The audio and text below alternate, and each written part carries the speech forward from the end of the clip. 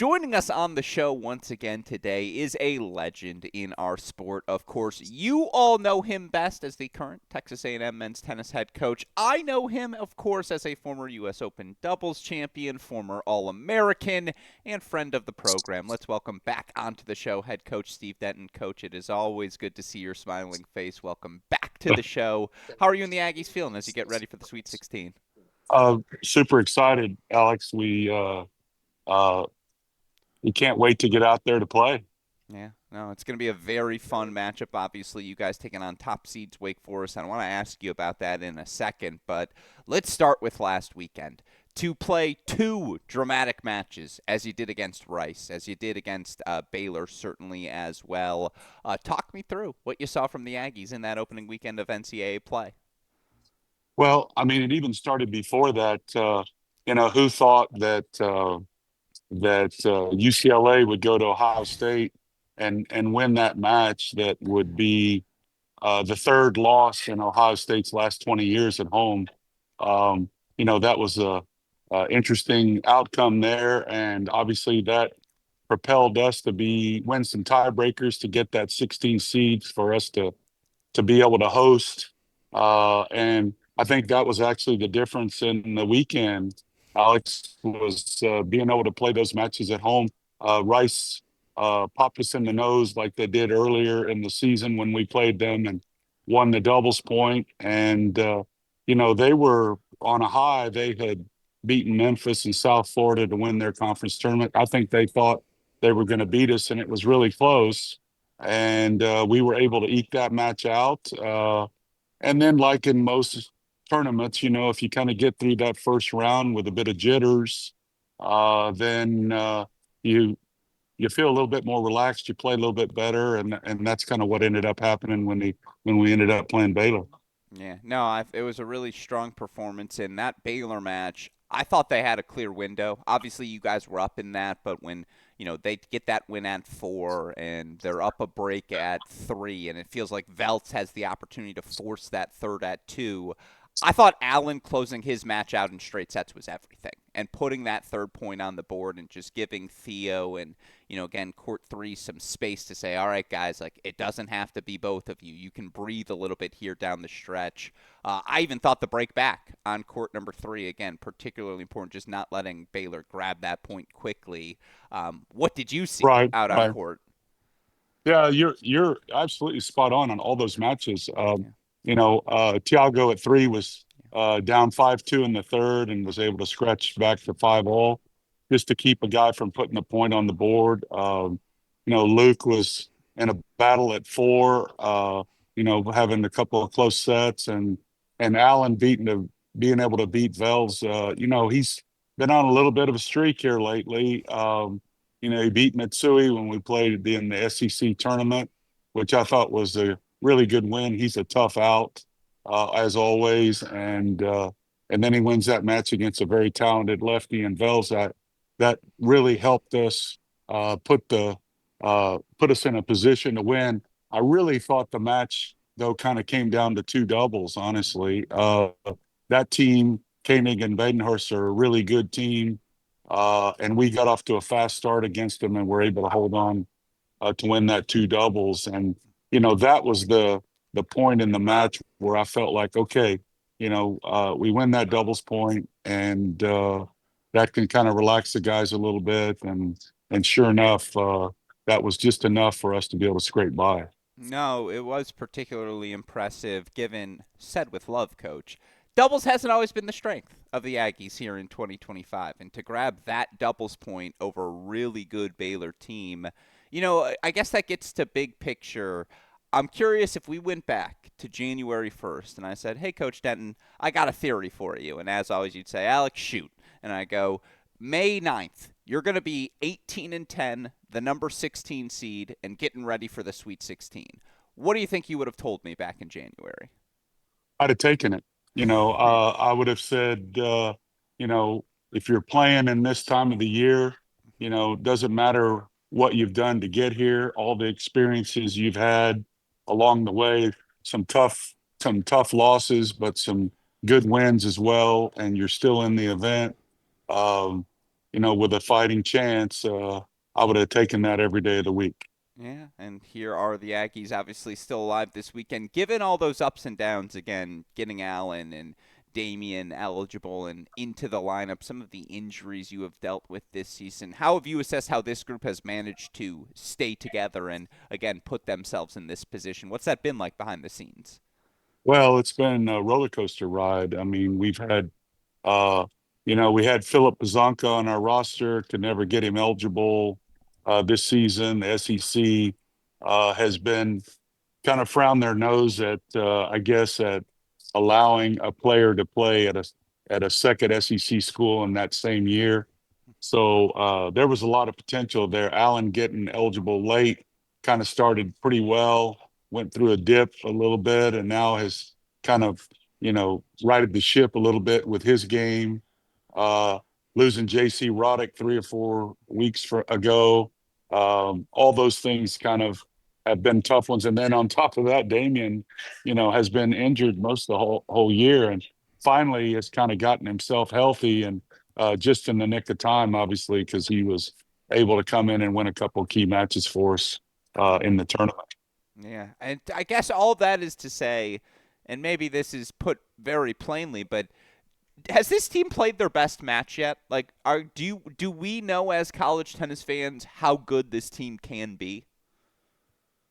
I'm not sure. I think we'll see. I mean, the proof's in the pudding, right? Today we'll see just what kind of level. Obviously, we know that we're going to have to play extremely well against Wake because they're, the probably perennial favorites to win this, and you know, you have to go through Wake to win the tournament, and we're getting them a little early because of our seating, and we know that we're gonna have to play at a high level today. So, I'm hoping our guys will rise up and play. I think they understand the importance of this match. One thing I will say is that over the history of college tennis, as well as in any sport, it seems like a more seasoned, a senior laden team typically rises up at tournament time, or certainly has the opportunity to do that.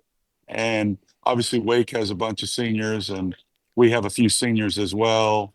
And so it's going to be interesting to see what happens. Yeah, I'm excited to roll the balls out and play some tennis. You have 9 guys on this roster. And it was always a deep roster. Certainly, anyone who was looking at it, even at the start of the season, knew you would have some options. But you had 9 guys on this team play 10 singles matches or more this year.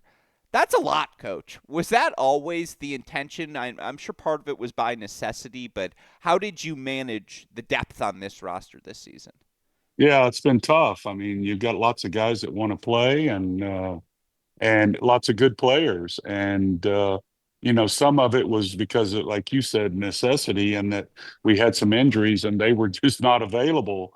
So different kinds guys have come and gone as the season has progressed, and we're looking for the 9 best now to play their best tennis here at the end of the season, and we'll see if we can get that done. Yeah. As impressive as 9 singles players with 10 plus matches is, and by the way, seriously, clap of the hands, a job well done. 22 doubles teams, 22 different doubles teams, coach. That is the highest number I have ever seen. What have you been searching for, and how have you gone about? Again, what the willingness to experiment? What are you looking for? Yeah, that's a great question. I kind of looked at that stat not long ago in the SEC and saw all those different combinations. And it for me, it was kind of looking for guys that mesh well together. We've had some pretty reasonable doubles players, but to put them together and be able to mesh, and we've had some decent results here recently. We had a set point to beat Texas or two when they came to our place. We won the doubles point a couple of times from Tennessee, and obviously won both of our doubles points this last weekend. So while you say that we've had a lot of teams and maybe our doubles hasn't been our strength, I would argue that at least this last month or so, we've been pretty dang good in doubles, and had some pretty good success. And so, we'll see which one shows up this afternoon. But I keep looking. I can remember a few years ago, Alexander Bakshi wasn't in our doubles lineup, and I just saw something in a practice to maybe put him with Jackson Withrow, and they ended up playing great at number one. And I kind of go back to that as kind of constantly looking to see if there's a spark there that seems like it may work as a team. And sometimes teams get a little stale playing too much together. Sometimes guys, you know, uh, come together a little bit late. You're looking obviously for a guy that can play well and do sport and one in the ad and then have great chemistry together and be able to cover up their holes in their game and their strengths are somewhat comparable. And because of the number of guys we've had on the team and because of the number of injuries that we've had, we've had to almost do that to a certain extent, just to kind of keep things going. And like I said, I think this last month things have gone pretty well for us, and so we'll see how that what that does today. No, I think that's why this match is so intriguing, is because, again, if you guys play the level of doubles you played against Baylor, this team can play some doubles. That's why I agree with you. I do feel like the numbers are certainly misleading, and a number that's not misleading. Any freshman who can go 13-8 at the top spot, 8-3 in conference play, as Theo did, like that's a remarkable freshman campaign. And just a random note for you, in this press series, I talked to your former player, now Auburn women's tennis head coach Jordan Zabo. We were talking about a talented freshman you had once upon a time by the name of Arthur Rinderknecht, and I was saying I remember watching the 2015 quarterfinals against Virginia and being like, oh, this Rinderknecht guy, that's a piece moving forward. But just a random aside for you, what allowed Theo to be one of those freshmen and have this sort of success? What have you seen from him? Well, I think first of all, he has a pretty good belief system. Mm-hmm. Getting to the semifinals of the Wimbledon Juniors is no small feat. He comes in, as a freshman uh, in January, which is even harder to come to a new environment and everything about it is different. Goes to a tournament in Ithaca, New York, and gets to the finals of a future and beats some really good guys that were number one players on their team. And I'm thinking, okay, maybe this guy can handle that top spot. That first weekend and the kickoff weekend, he blanked to Malofsky in the third set to win the match when everything was on the line at Harvard, and he beat Johnson pretty badly that day as well, the day before against UCLA, who I think is probably a team right now that's playing as good as anyone in the country. I saw that earlier in the year. They hadn't put it together yet, but kind of knew they were going to be a team down the stretch. And anyway, so Theo was able to win those two matches that weekend. Got to play at Indian Wells, which was a great opportunity for him, and missed a couple of our matches to do that. But I felt like that was the right thing to do, to let him go play, because you encourage these guys to want to obviously go try to play pro tennis and to test the waters a little bit. And so then he's come back and had a pretty good first year. I think he's learned some lessons along the way. There's been some maturing, and he's certainly playing better. At the end of the season, you can't really call him a freshman anymore. He's had a lot of tough matches and, learned a lot of lessons along the way. And obviously, uh, the player he's going to play today and Stefan Distancic, it's a high level opponent. Uh, but who knows? I mean, that's why you play the matches and you go out there and give it your best. But his belief system, I think, is pretty good, and his concentration and focus is pretty good for a young player. No, I like that. That it's hard to call him a freshman at the end of the year, and yet he only showed up in January. And it speaks to how quickly he was able to get up to speed and how well he has played. And again, given all the injuries, everything that's happened this year, again, I'm sure it's partially by necessity, but just I still remember watching Luke Casper as a freshman at 6. And to see where he is now, playing in the top half of your lineup as a senior, for him to play 22 matches and be the guy who, again, you could always count Luke's, even if he's not at his healthiest, he's going to be in the lineup for me this season. Just talk me through the senior's final year on the job, how, again, being asked more of how he's responded to that this year. Yeah, he always, brings his best effort. He's a fierce competitor. Mm-hmm. And I think that's part of his success. Obviously not a big player, but returns extremely well, and fights for every point. He's a tough out, and guys that beat him are going to have to beat him. And he's actually, for his size, he's actually probably a little more aggressive than Mm-hmm. some guys. He's not your typical grindy type of a player. He's a lot more aggressive than a lot of players his size, and has a good belief system. He beat Ethan Quinn. I can remember watching him play at Kalamazoo there on those back courts. So he's played a lot of matches. He's played a lot of big matches. He has again another uh, belief system that he thinks he can beat anybody if he plays his best tennis. And again, he's going to play a really rough player today in Xylis, and so um, that's uh, that's going to be a battle as well. And so that's going to be an see how that comes out. But he's had a great career. He's like you said, he's been in and out in our lineup a lot. Um, we've been able to put him into some doubles matches. He's had some success there as well. So he's really contributed greatly to the Aggies. We're going to certainly miss his fiery competitiveness. Yeah, no, it's the energy that college tennis is all about. And by the way, to sustain that energy, given all the travel that you guys had this weekend, and of course, you guys made the national indoors following that weekend at Harvard, and from that national indoor event, there was no time off. It was right into the throes of the SEC season. With a year of data to reflect upon, what do you make of the conference's choice to play everyone this year? What was that schedule like? Well, I was one of the leaders of that. I felt like that we had a really strong conference, and we should play everybody, and it at risk of some maybe not making the tournament because they were under 500, and also at risk of us really playing top-notch matches from, I mean, there were no easy matches in the SEC this year.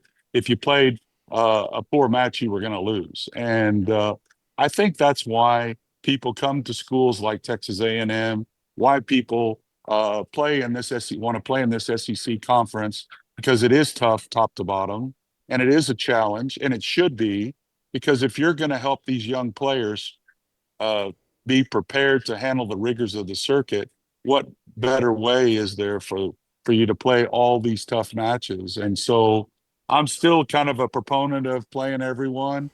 I think you have a true conference champion rather than missing three or four maybe of the top teams and then somehow coming out of the conference unscathed with no losses. So I still prefer it. I guess maybe a little selfishly, I don't have to worry about too much of the non-conference schedule because we know we're going to play 14 teams, so that's 14 of your dates, right there. Uh, and then, of course, we throw in the Ohio States and the others that we've always played. We always played Oklahoma and Texas as well, and now they're with us. So in the conference, so we've got a tough schedule, but I like it that way. I've never tried to pad my stats. I've wanted our guys to play the toughest to prepare them for times that are like this day today, and also for their future as well to get them ready to go try to play the circuit after. Yeah, no, that makes a lot of sense to me. This is a very random thought. Do you replace Oklahoma, Texas now in your conference with, like, I don't know, Baylor and TCU? Well, David's been begging to play us for a couple of years, and and we're obviously not very far away. And when I sent Carlos Aguilar to him for 1 year because it didn't work out with our scholarship and all that, and presented him a present, uh, then he's wanted to play. And I told him I wasn't going to play him while he was there. And so anyway, we've remained good friends. Yeah. Our staff's really close with his staff, and it just hasn't worked out yet. But I know we're putting Baylor on the schedule next year, and they've been another one that's kind of wanted to play us. And I've kind of showed him my schedule, said, look at this gauntlet that we already have. And you're wanting me to add a couple of, schools like your schools on top of that. I mean, my heart can't take all that stuff, And so anyway, but it's been, you're right. I mean, we're going to add some really good teams because we're not going to take the easy route because I don't believe in that. And I think our guys need to be tested, and they certainly are when they come to Texas A&M. That's why I wanted to ask. I knew you would have something spicy for me, Coach. You always do. It's certainly, yeah. I'm looking forward to seeing that 2026 schedule. Well, obviously, a lot of matches this year. 18-10 overall. If you could turn to one match from this season and say that's the match I learned the most about my group this year, which would you pick and why? Oh, wow. Um, that's a good question. I think we played Tennessee there. Obviously, at the end of the regular season, and needed to win that match, and we were able to win it on the road. And I think that on the road is shows you there's some potential mental toughness there, and I think that. I think that one was probably one. I also thought, even when we played Texas at home in the SEC schedule, we were really close to win doubles point. There were a couple of points that could have gone our way that didn't. And here was a top team in the country. And even though we lost that match, sometimes you lose matches, you learn a couple of things about your team, but you also can kind of hold your head up and say, you know what, that was a pretty damn good effort. And if we keep along that path, then good things are going to happen. And I felt that way a little bit of match. I can remember in my playing days playing some matches against some really good players, and I ended up losing the match. But I went back to the locker room with confidence, knowing that I had played one of the best players in the world, and that I was right there, and that I was on the right path, and I needed to just keep pushing a little bit more. And that's kind of how I felt about that Texas match, and obviously getting that win at Tennessee on the road. Yeah, no, it was really impressive. Again, a lot of fun matches to choose from with an SEC season like that. If you could also go back to January and say, hey, Steve, let's allocate more time in practice for this with this group, whether it be on the court or off the court, what's one thing you might make more time for this team?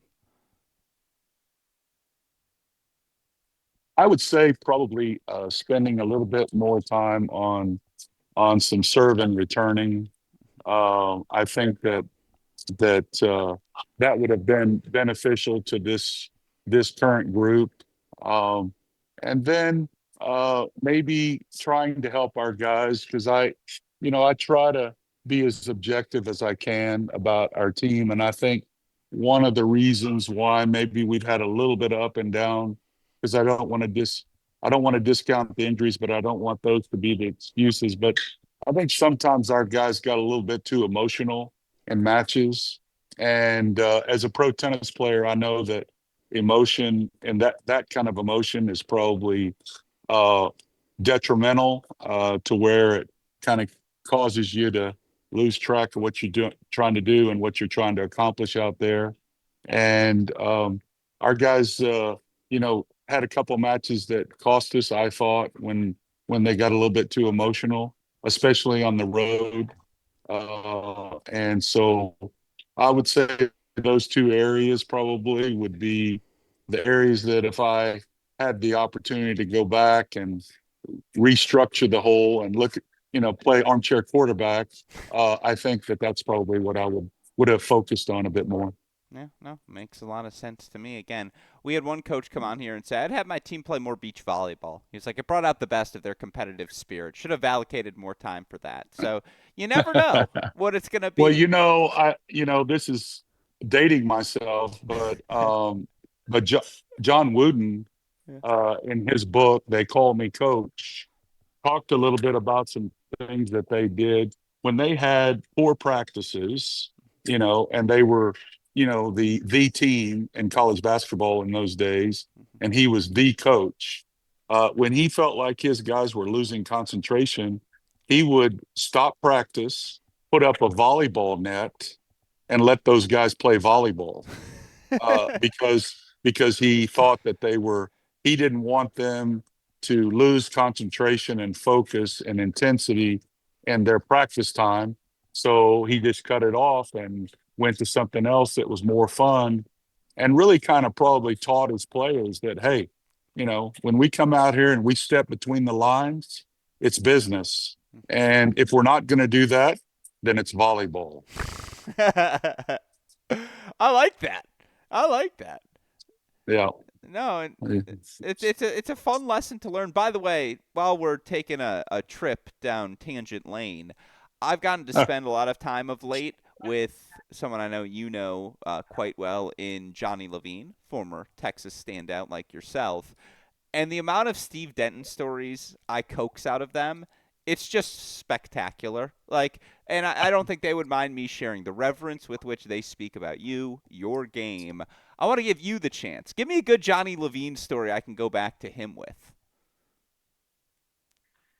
Well, I can tell you that Johnny was a fierce competitor on the court, pretty nasty competitor in singles and in doubles, and he thought that he could win against anybody, and that's really what I admired about him. That he, wasn't the biggest guy, but he really felt like that mentally he could win over. And it's real interesting now going back to see him.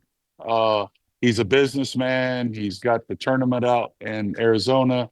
He couldn't be more kind and gracious toward us. We go out there in Arizona this last early in January, and he treated us like royalty out there. And he obviously didn't have to do that, but it was very kind of him and thoughtful to do it. And it was a great experience for our guys to get to see him. And anyway, it was just a wonderful time to get to see him again in a totally different setting. And obviously, all of us, I'm sure he's told you maybe some stories. All I can say to you is that we've both matured a lot, and we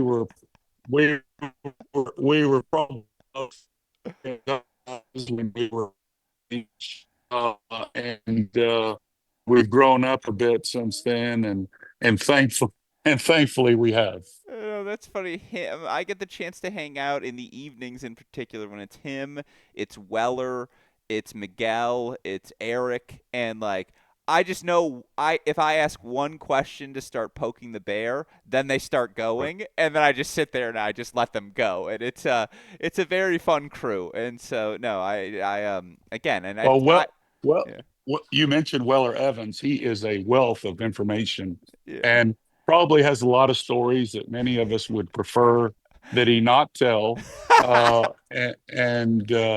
that there clearly there are skeletons in all of our closets for sure, no doubt about that. The other guy that was amazing that you probably maybe never came across, but that was Vittorio Selmi, which was his counterpart basically in Europe.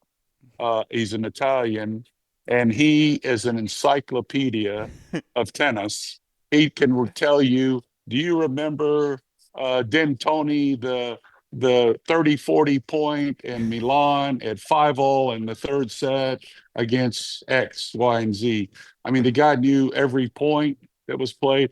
I couldn't even remember all those points that he would remember, and all the stories that he had. And he and Weller were both, as our tour managers in those days, were fantastic, and all of us that played the tour at that time were recipients of some really quality guys that really were our liaisons as we traveled from week to week to different cities around the world, and they represented us in an incredible way.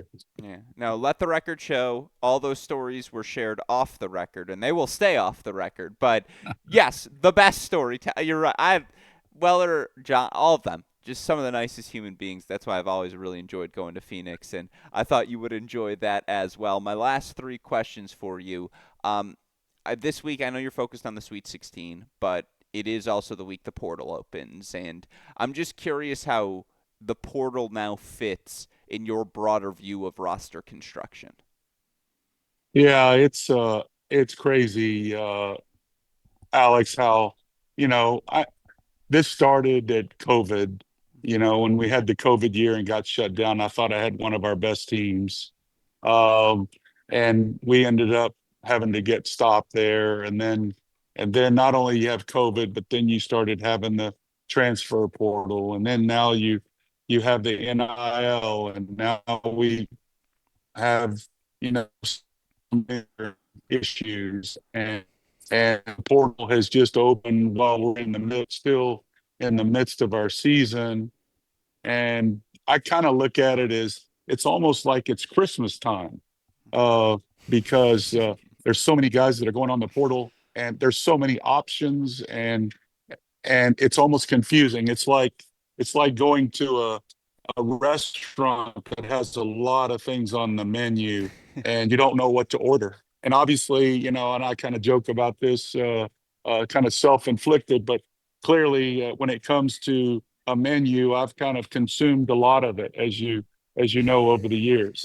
And so I think that I think this particular time that we're talking about now is a super interesting time.